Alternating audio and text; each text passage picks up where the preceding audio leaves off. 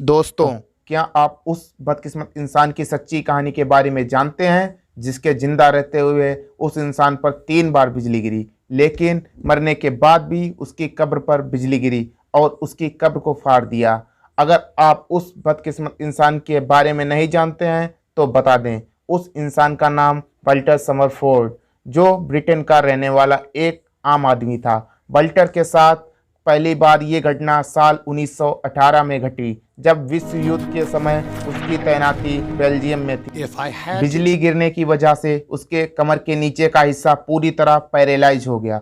फिर दूसरी घटना पहली घटना के ठीक 6 साल बाद यानी साल 1924 में घटी। रिकवरी के बाद वाल्टर कनाडा में एक नई जिंदगी जी रहे थे। एक दिन वो मछली पकड़ने के लिए पास के तालाब में गए, जहां पर फिर एक बार उन पर बिजली गिरी। अब की बार उनके शरीर के दाएं हिस्से में लकवा मार गया। 2 साल में वाल्टर फिर पूरी तरह से ठीक हो गए और घूमने फिरने लगे, लेकिन बिजली ने उनका पीछा नहीं छोड़ा। 1930 में एक बार फिर 6 साल बाद जब वाल्टर पार्क में टहल रहे थे, तब उनके ऊपर फिर से बिजली गिरी। ये तीसरी बार था जब उनके ऊपर ये बिजली गिरी थी।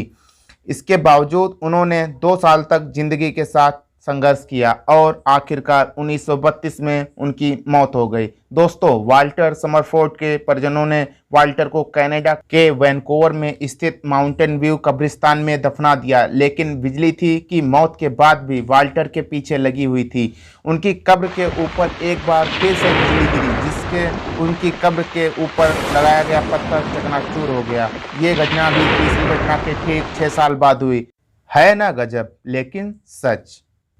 इसी तरह के फैक्ट वीडियो देखने के लिए हमारे चैनल को सब्सक्राइब करें।